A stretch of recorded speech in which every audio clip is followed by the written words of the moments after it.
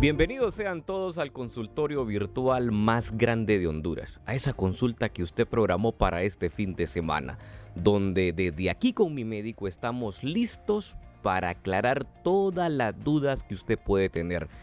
Y la principal forma de aclarárselas es a través de estos 60 minutos que tenemos ese contacto directo con usted y también la posibilidad que existe de que visite nuestro triaje. Muchos triajes han disminuido la capacidad de respuesta.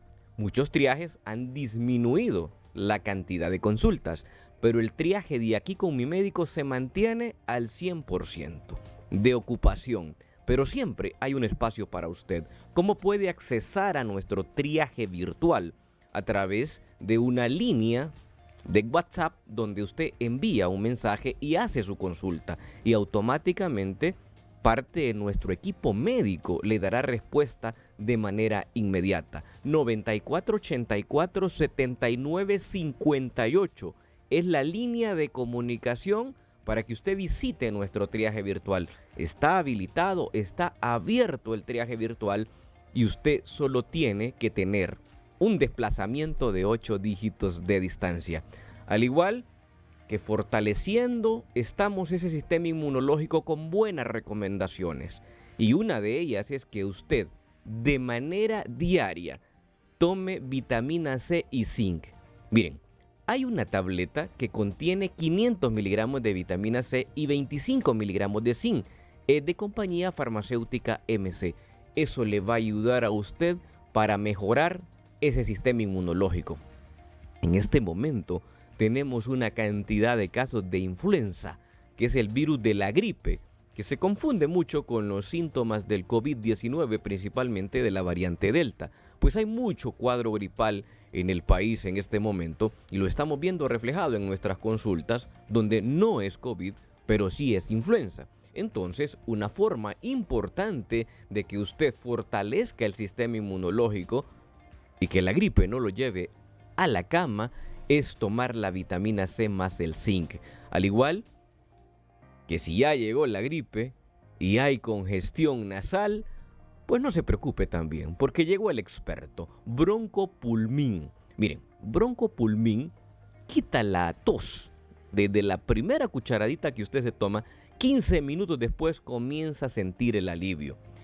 Broncopulmin tiene una presentación Broncopulmin D, que es para cuando usted está congestionado, cuando le ha cambiado la voz por la cantidad de secreción que tiene en la nariz.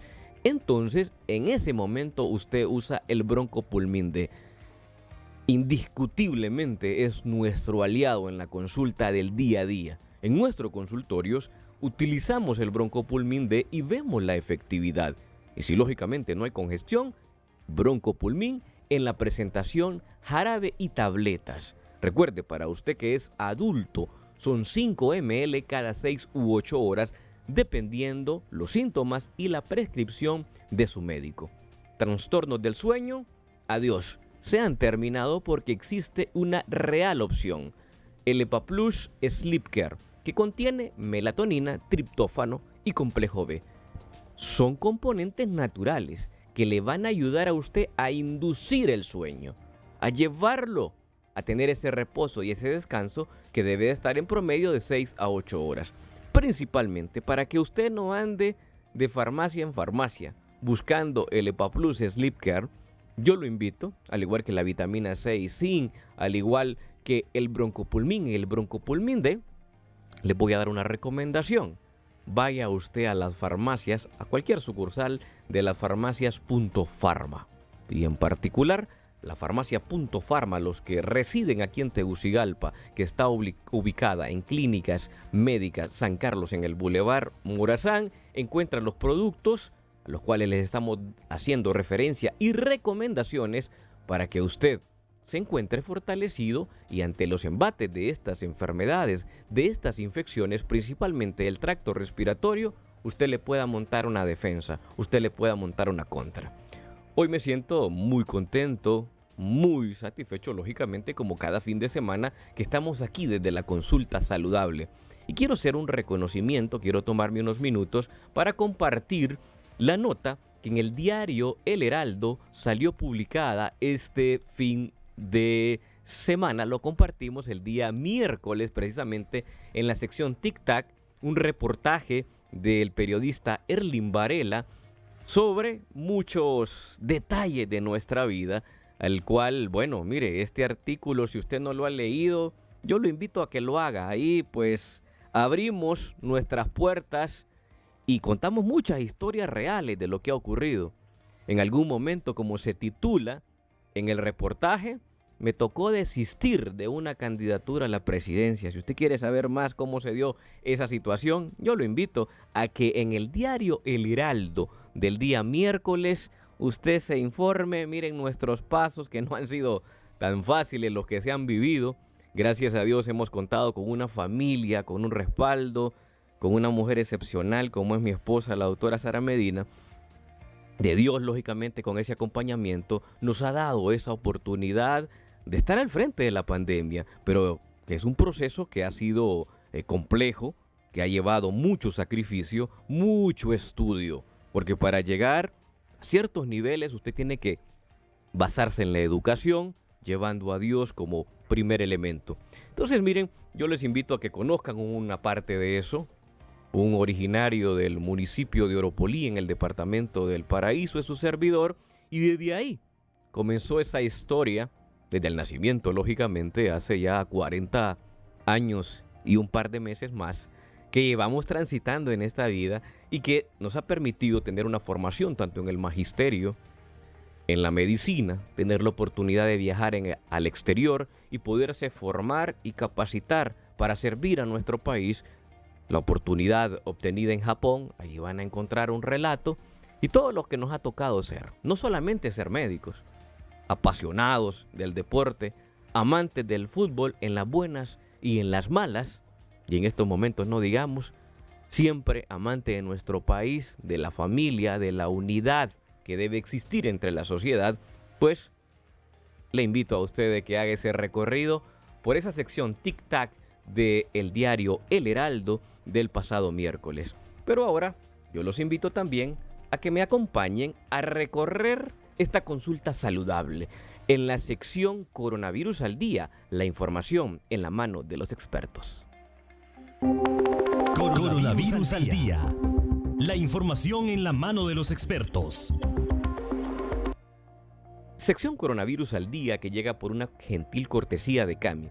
Pues bueno, dentro de eso que nosotros aprendimos en la vida es la medicina preventiva, la medicina estratégica basada en planes nutricionales y actividad física que cambien esos estilos de vida.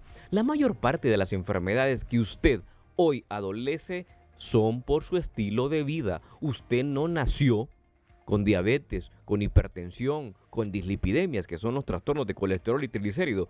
Deje de estar dependiendo de medicinas para llevar un control efectivo. Si bien es cierto que lo crónico de las enfermedades requieren medicamentos, eso no lo es todo. Hay personas descontroladas en este momento, aún usando insulina, aún usando 3, 4 antihipertensivos para controlar sus enfermedades. Esto usted lo encuentra en un plan de actividad física, un plan nutricional a su medida, sin pastillas para bajar de peso, para mejorar esos hábitos. Los hábitos se aprenden, y si lo hemos descuidado y los hemos olvidado, este es un centro que le presta a usted la oportunidad de generar ese cambio. 1 hora de entrenamiento de lunes a viernes, una consulta nutricional de manera mensual son suficientes para lograr ese vínculo que lo llevará a generar ese cambio que verá usted y se sentirá mucho más saludable.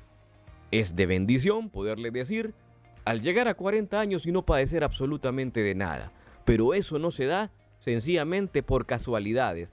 Se da por mantener un estado de vida saludable. El hacer actividad física, el llevar planes nutricionales que se convierten en lo habitual para uno. Eso es lo que yo le invito. Porque la mejor forma de invitarlo a usted a generar ese cambio de estilo de vida es con el ejemplo. ¿Cómo está el mundo? El mundo ha seguido incrementando los casos de COVID-19. La pandemia no se termina. Ha disminuido, gracias a Dios, en el mundo y aparentemente también en nuestro país, como lo veremos más adelante. Compartimos los datos estadísticos actualizados a esta hora de lo que se registra o se reporta en casos fallecidos, positividad, tasa de letalidad a nivel mundial. En este momento, transcurrido ya casi 2 años de pandemia, son 240.174.473 casos confirmados en el mundo por COVID-19. El número de fallecidos, 4.891.776 seres humanos han perdido la vida en esta batalla, con una tasa de letalidad mundial del 2% y una positividad del 7.6%. Comentarles que en los últimos 7 días hemos visto una reducción en el número de contagios en el mundo. Hay una tendencia aproximada la tendencia de reportes en los registros oficiales que anda en promedio de 30.000 a 40.000 contagios diarios en el mundo. Llegamos a tener momentos de 150.000 y 200.000 casos por día registrados. En este momento esa es la relación. Y el número de fallecidos se sigue lógicamente incrementando, pero en descenso. Estamos viendo a nivel mundial un promedio de 10.000 fallecidos en los promedios de 5 días. Cada 5 días son los promedios. Entonces vemos que sí ha habido una reducción significativa, una tasa de letalidad que ha disminuido del 2.1% que teníamos hace una semana, hoy es de un 2%. ¿Cómo están los casos acumulados por COVID-19 en nuestro país? Vamos a Honduras con 372.179 con el reporte del día de ayer. El número de fallecidos hasta la fecha, 10.097 compatriotas que han perdido la lucha contra el COVID-19 de manera oficial. Una tasa de letalidad del 2.7% y una positividad del 34.3%. Esos son los datos acumulados hasta el día de hoy, desde aquel fatídico 11 de marzo del año 2020 que comenzó la pandemia en el país. Ya hemos acumulado 19 meses de pandemia. Y hemos recorrido hasta este momento, ya con reportes oficiales, 15 días. Estamos a la mitad de los reportes del mes de octubre. ¿Y qué arrojan esos reportes? Indiscutiblemente, una reducción en el número de casos. Compartimos cómo estamos estadísticamente en esta relación. 5.477 casos confirmados hasta la fecha. El número de fallecidos, 273. La tasa de letalidad del 5% y la positividad del 22.5%. Así está el comportamiento en el mes de octubre, que sin duda alguna ha habido una reducción en el número de contagios, sin dejar de mencionarle a usted que esos datos son con una reducción también en el número de pruebas. Veamos ahora qué ha ocurrido en las últimas 48 horas. Donde se ha arrancado con la semana número 84, 781 contagios se reportan en las últimas 48 horas de manera oficial, siendo en el departamento de Cortés, donde se registra más del 30% de los casos, 224. Segundo lugar, Francisco Morazán con 69 contagios. Tercer lugar, departamento de Olancho, 67 contagios. En este momento, como lo hemos venido viendo, observando en las últimas semanas, me llama poderosamente la atención lo que ocurre en el departamento de Olancho. Zonas o regiones donde hay bajo porcentaje de cobertura en la vacunación. Estamos viendo cómo en estos departamentos, al igual que Santa Bárbara, los casos de COVID-19 son los principales sitios donde se alojan. Siempre Cortés, Francisco Morazán, el departamento de Olancho y el departamento de Santa Bárbara. Ahí se concentra en este momento el 66% de todos los casos a nivel nacional en estas últimas 48 horas. Veamos cuántos decesos se han registrado en estos últimos 2 días. 33 decesos, de los cuales 6 en el departamento de Francisco Morazán, pero vea Colón, 8 decesos. El departamento de Cortés, 4. Departamento de Colón, la semana anterior, había tenido el primer lugar hace una semana de registro de los últimos 7 días en decesos. Colón departamento que tuvimos la oportunidad de visitar en los últimos días, y el llamado para esos compatriotas que mirábamos sin mascarillas, que mirábamos no guardando todas las medidas de bioseguridad. Hermanos hondureños, usted que vive en el interior del país, mucho cuidado. Yo sí tengo claro por qué puede ocurrir eso en Colón, porque me ha tocado constatarlo en los últimos días. Hay que ponerse la mascarilla, idealmente ponérsela doble, porque esto no ha terminado. Hay comunidades en las cuales, en el departamento de Colón, prácticamente el porcentaje de vacunación es menos del 10%, por una resistencia fuerte que existe a la vacuna, a la aplicación de la vacuna. Hay que buscar las estrategias, pero destaco mucho este departamento por el conocimiento que tengo de los últimos días al haberlo visitado. Mucho ojo, departamento de Colón. Veamos ahora cómo está la tasa de letalidad por departamento. 9 son los departamentos que se encuentran en números rojos, una tasa de letalidad mayor del 2.7%. El departamento de Copán con el 4.6% en el primer lugar, el departamento de Lempira con el 3.9%, el departamento de Olancho con el 3.6%, y miren, en el cuarto lugar, el departamento de Santa Bárbara con el 3.4%. No es casualidad esto que mencionamos. Así como andan en los casos y en los decesos, ahí se ve reflejado en la letalidad, donde Copán, Lempira, Olancho y Santa Bárbara son los principales 4 lugares que tienen una tasa de letalidad superior a la tasa de letalidad nacional, que es del 2.7%. Y ahora conozca usted uno de los argumentos del por qué creemos que puede haber descenso en los casos en este momento, y es el termómetro hospitalario. En el termómetro hospitalario COVID-19, este es el único termómetro hospitalario que hay en el país. Le reporta en este momento 496 personas hospitalizadas. Hace 2 semanas se reportaban 1,000 personas hospitalizadas. Lógicamente ha habido una reducción del 50% y nos alegra, porque aquí no queremos estar solo hablando de malos resultados. Queremos también llevar esos vientos de esperanza que hemos hablado en los últimos días, pero que lógicamente que usted ponga los pies en la tierra, que pueda estar relajado pero no confiado, que es diferente. El 55% de las personas están estables en este momento de los hospitalizados. Hay un 35% que está grave y hay un 10% que está crítico. O sea, prácticamente el 50% de las personas que están en este momento ingresadas a un hospital tienen más que la moneda en el aire, que es 50-50, tienen mayor una inclinación de no salir con vida en esta pandemia, en esta enfermedad que pueden estar cursando. Así que no se la puede usted arriesgar ni jugar en este momento. La mejor forma es no contagiarse. La mejor forma de prevenir es no enfermarse para no llegar a una condición hospitalaria y un virus que es mucho más agresivo. Cerramos con el vacunómetro.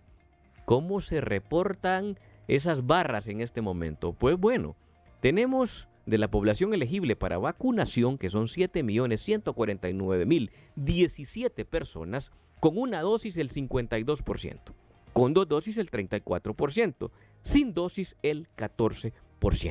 Así está la situación. Tenemos a más de la mitad de la población elegible para vacuna ya con una dosis. Pero eso no es suficiente. No es suficiente. No es suficiente una sola dosis y creer que con eso estamos inmunizados.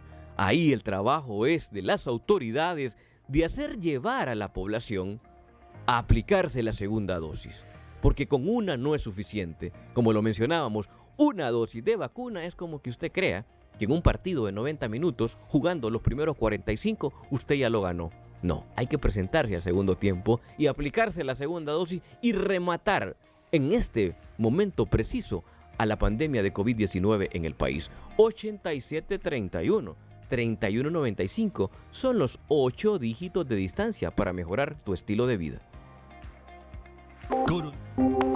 Coronavirus al día. La información en la mano de los expertos. Presentamos el tema de la semana.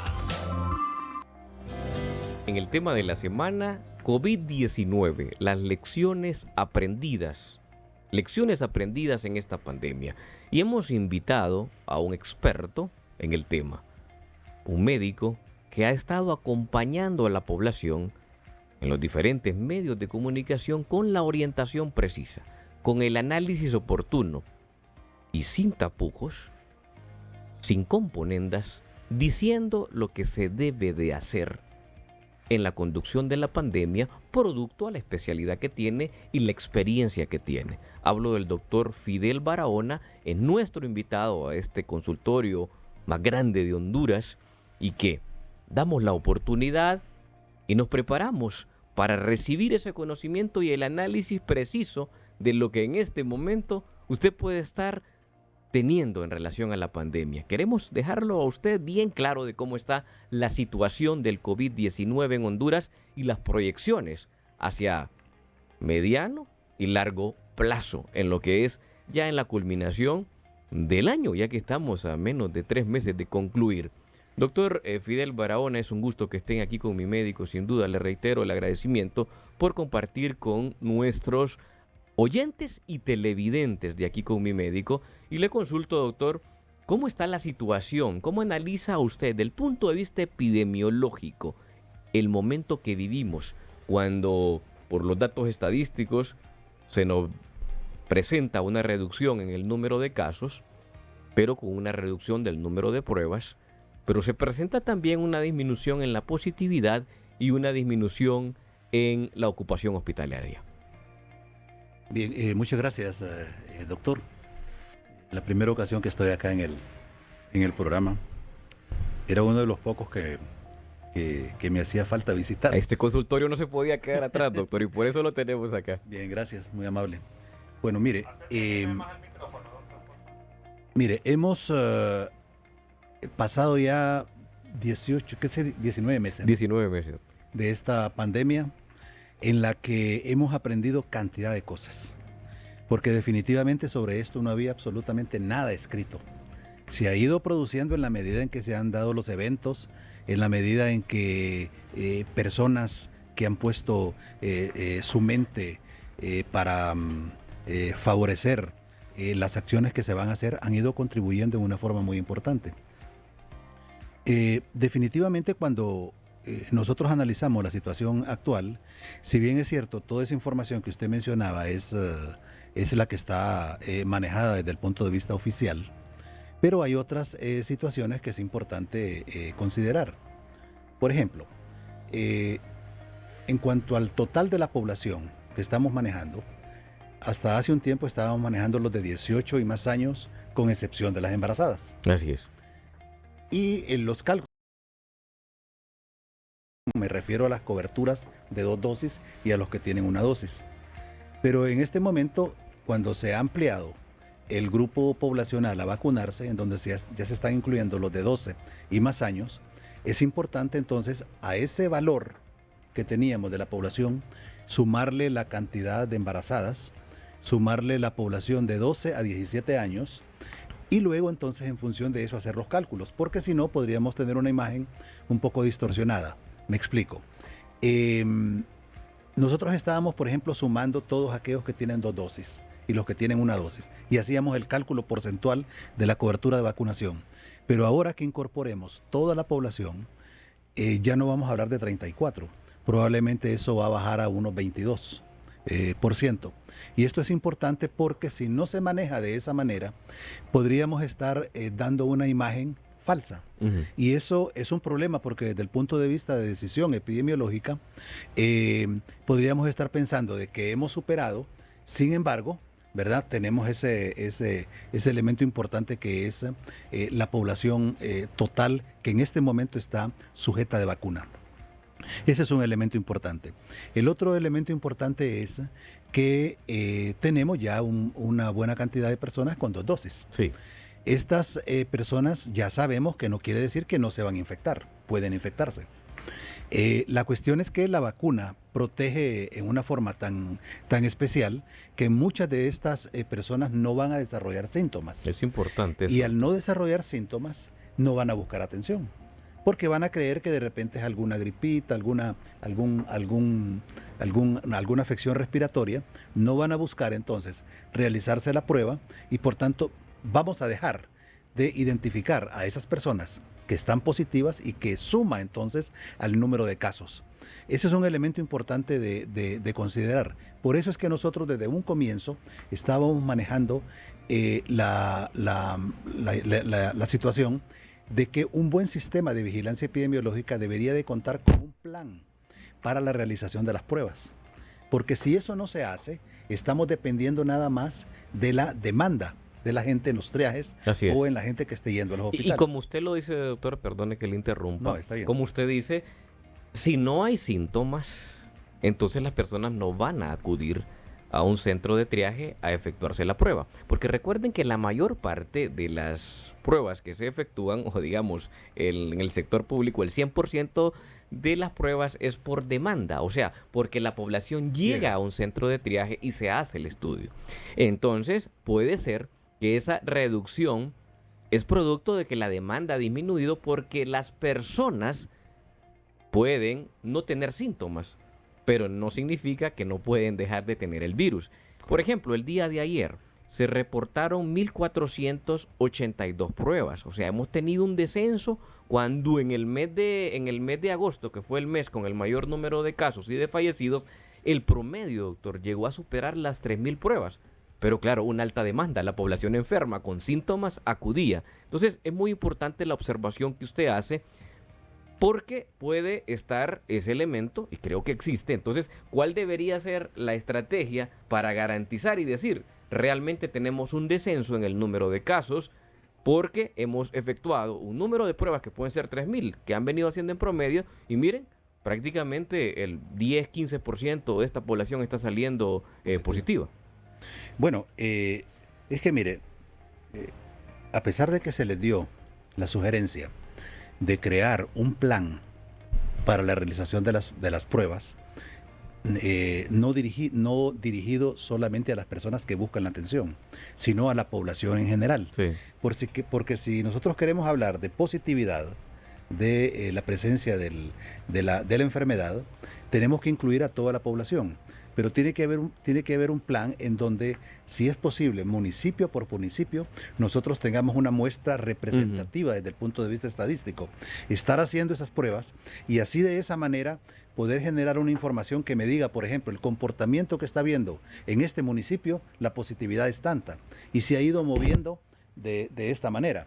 Pero cuando se hace nada más desde el punto de vista de la demanda, puede ser que haya municipios en donde no le llegó ninguna persona a realizarse la prueba, le va a parecer como que tiene cero positividad, pero en la práctica no es así.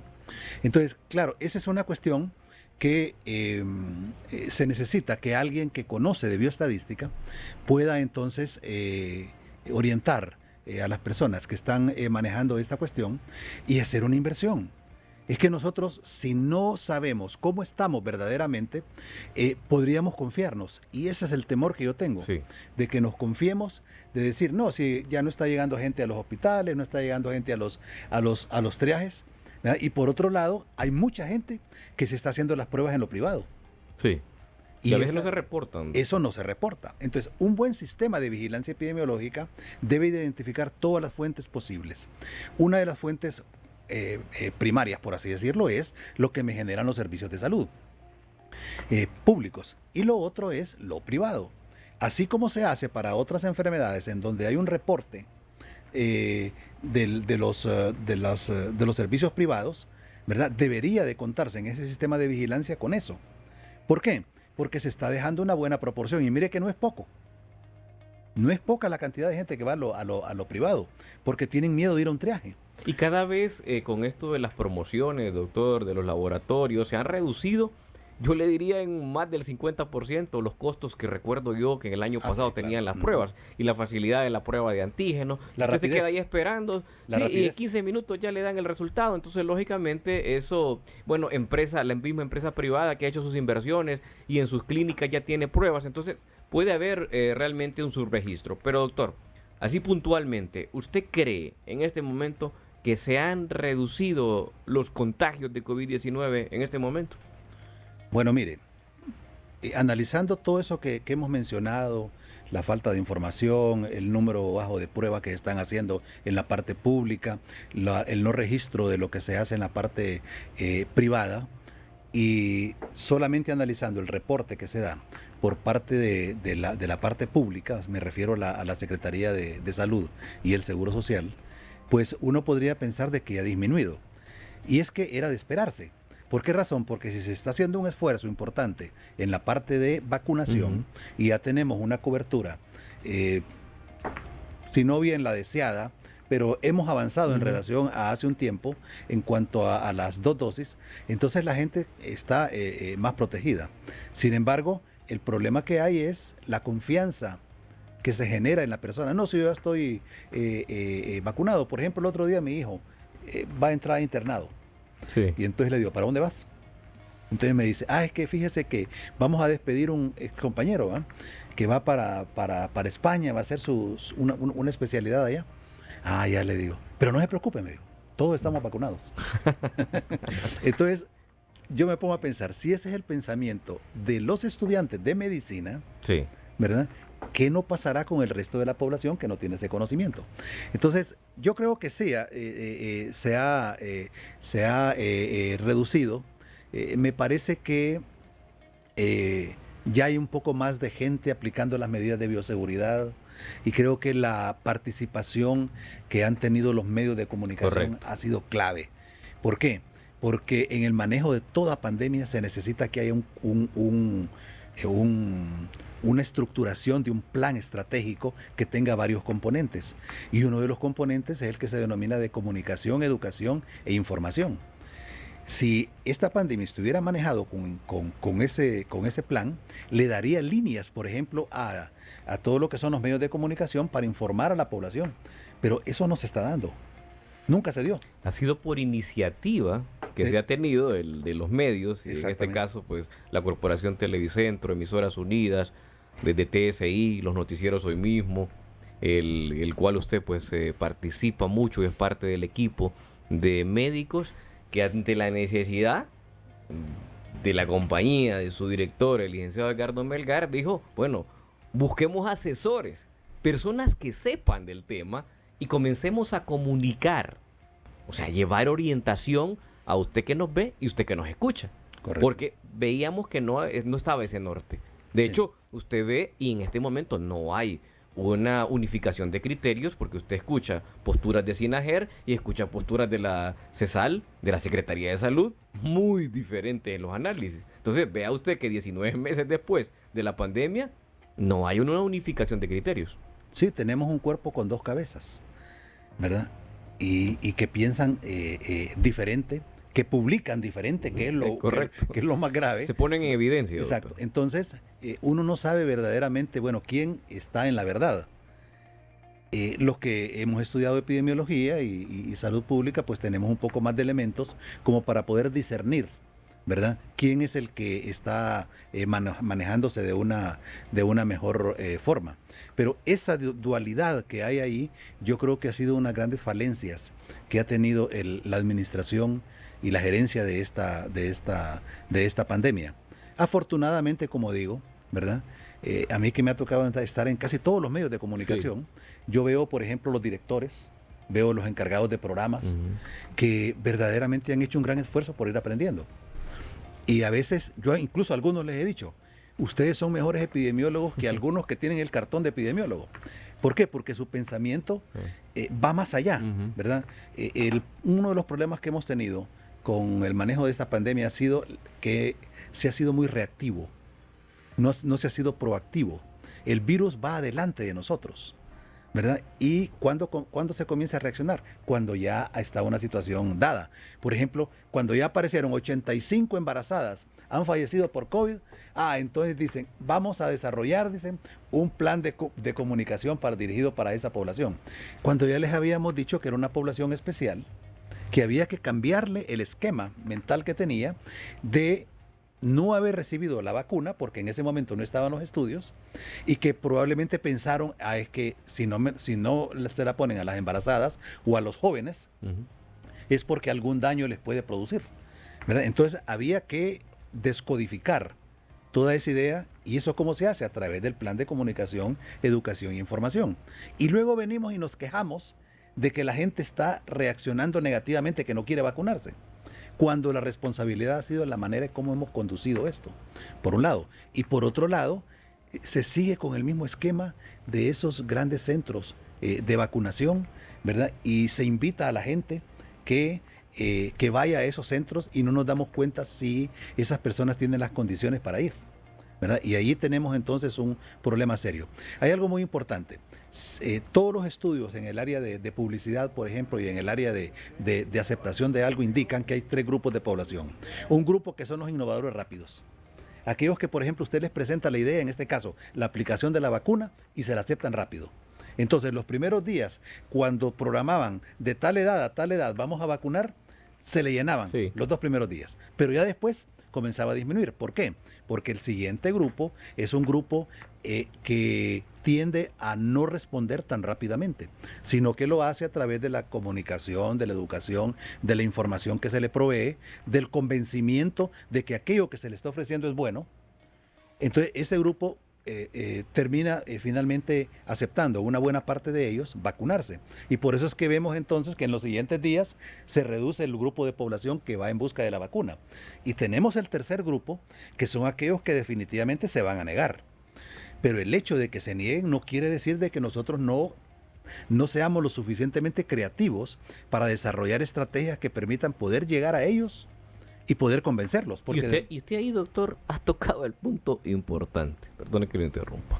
Ha tocado el punto importante porque es la creatividad. Y nos estamos quedando, digamos, el Estado como un padre, como el padre de familia, que tiene que llevar al cauce, porque es el mayor, es el que está consciente que al hijo le debemos de llevar por ese camino. El hijo no puede llevar las riendas en el hogar. Son los padres, somos los padres, digo yo. Entonces, ante eso, somos los responsables. No es decir, no, pues si no quiere ir a la escuela, que no vaya. Es problema de él. Ahí se va a quedar analfabeto. No, eso no es así. Esas no son respuestas. Esa es la respuesta de un padre irresponsable. Esa es la respuesta de autoridades irresponsables. El decir, bueno, si no se quieren vacunar, no. Usted tocó el punto hoy clave. La creatividad. ¿Cómo se puede basar esa creatividad para el convencimiento? Porque probablemente, doctor, yo les pongo aquí el ejemplo. Esto está como cuando un hombre va a conquistar a una mujer. O sea, si de la primera le dicen que no, doctor, creo que aquí pues no habrían hogares en su gran mayoría. Porque no es fácil de la primera. Es tener ese arte para poderlo hacer. O sea, aquí no es el hecho de ponerse en disputa y en pelea. Nuestros aliados es la población. Unos que dirigen y otros que recibimos, pues, para bien o mal, las recomendaciones y las normas que dictan. Pero nuestro enemigo no es la población, no es aquel que no se quiere vacunar. Nuestro enemigo, como lo hemos dicho, es el virus. La pandemia, ese es nuestro enemigo. De los otros, hagámonos amigos, tratémonos de convencer. Entonces, ese espíritu creativo, doctor, ¿cómo se puede hacer en este momento? Ya que, sin duda, como usted lo dijo, mire, hay un porcentaje de la población, el que podía y quería, ya se vacunó. Sí. El que podía y quería, porque algunos quieren y no tienen las condiciones de la accesibilidad y lo demás. Ahí hay un grupo que lógicamente ese debe ser el primero a pues, brindarle esa posibilidad, porque no pueden. Pero olvidémonos que ya no va a llegar gente a vacunarse, más como se esperaba. La misma secretaria de Salud, la escuchaba en HRN en horas de la mañana hoy, que mencionaba de que, bueno, que han reducido, que se ha visto en disminución el número de personas vacunadas en los últimos días. ¿Por qué? Porque esa parte, como dice el doctor, ya está, ya se agotó, ya el que quería y podía ya lo hizo. O sea, hay un grupo poblacional muy importante que puede llegar a los 2 millones de personas, doctor. Y eso, sí, fácilmente. Eso es un número grande que hay, que son los nichos principales donde el virus se va a seguir replicando y nosotros no vamos a salir de esto. Sí. Por otro lado, por ejemplo, mire, cuando se diseñó a nivel internacional y se replicó acá la cuestión de ir vacunando por grupos prioritarios, yo siempre pensé de que eso se iba a agotar en algún momento. Sí. ¿Por qué razón? Porque en este momento, ¿cuál es la mayor mortalidad que estamos teniendo? En las personas de tercera edad, que no están vacunadas. Sí. Sin embargo, estuvieron bastantes días vacunando a ese grupo. ¿Por qué se quedó ese grupo sin vacunar? Entonces, yo siempre dije que el problema era estratégico, entre más tiempo le da usted al proceso de vacunación, la probabilidad que tiene que otros que son antivacunas convenzan a esos que no se han vacunado es alta. Entonces, cuando usted está en una situación como esta y va dejando rezagos, ¿qué es lo que va a pasar? Que va disminuyendo la edad porque no llega gente. Entonces, ese criterio es un criterio equivocado. ¿Por qué? Porque lo que tenemos que tratar es ver cómo podemos cubrir todos esos grupos que ya los habíamos programado. ¿Y eso producto de qué es? Falta de información. Si nosotros verdaderamente tuviéramos en cada barrio, ¿verdad?, en cada colonia, tuviéramos un censo, así como hacen los políticos, ¿verdad?, que como por ejemplo ellos pueden incluso tener la dirección por GPS de su gente y poder estarle enviando un mensaje, lo vamos a ir a traer a tal hora para que vaya a votar y después lo vamos a traer, o le están enviando otro tipo de información. Doctor, si en 24 horas en el tiempo de las elecciones tienen la capacidad de movilizar a más de 3 millones de personas. Exacto. Y no en 24 horas, en 12 horas, 10 horas. Menos. Entonces, ¿por qué no utilizar toda esa experiencia, por así decirlo, desde el punto de vista político, para abordar esta situación de lo de la vacuna? Entonces, no tenemos información. Si yo pregunto, por ejemplo, en el barrio Perpetuo Socorro, ¿cuántas personas mayores de 60 años tenemos? ¿Y quiénes son? ¿Dónde están ubicadas? No se cuenta con esa información. Mire que en 1984, apenas acababa de egresar yo de la facultad, me dieron una tarea complicada que había, y era que en ese momento teníamos la epidemia de poliomielitis. Yo había tenido una experiencia en el servicio social en donde había encontrado 25% de los niños con alguna vacuna de polio y otros rezagados. Bueno, era un verdadero desastre. Se estaban tardando 4 meses para poner la primera dosis, que es lo que está pasando ahorita. Entonces, ¿qué fue lo que hicimos en ese momento? Que nosotros programamos, ¿verdad?, para un solo día la vacunación. Y nosotros logramos vacunar todos los menores de 5 años, no solamente con la vacuna de polio, pusimos la DPT, pusimos todo el resto de vacunas e incluimos a las embarazadas. Entonces nosotros alcanzamos coberturas de vacunación de casi el 100% en un solo día. En un solo día.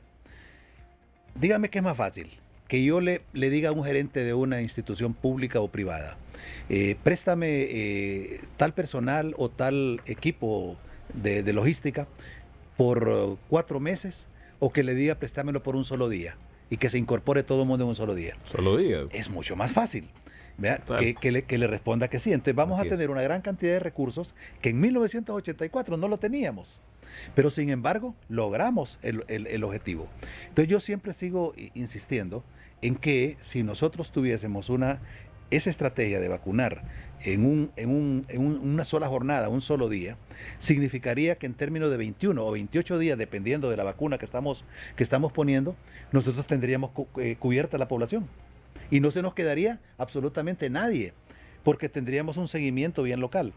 Fíjese que en 1984 acuñamos, y yo siempre lo digo porque creo que es importante, acuñamos 2 frases. 1, hay que vacunar la mayor cantidad de personas en el menor tiempo posible, y hay que acercar la vacuna lo más cerca, valga la redundancia, de donde viven las personas.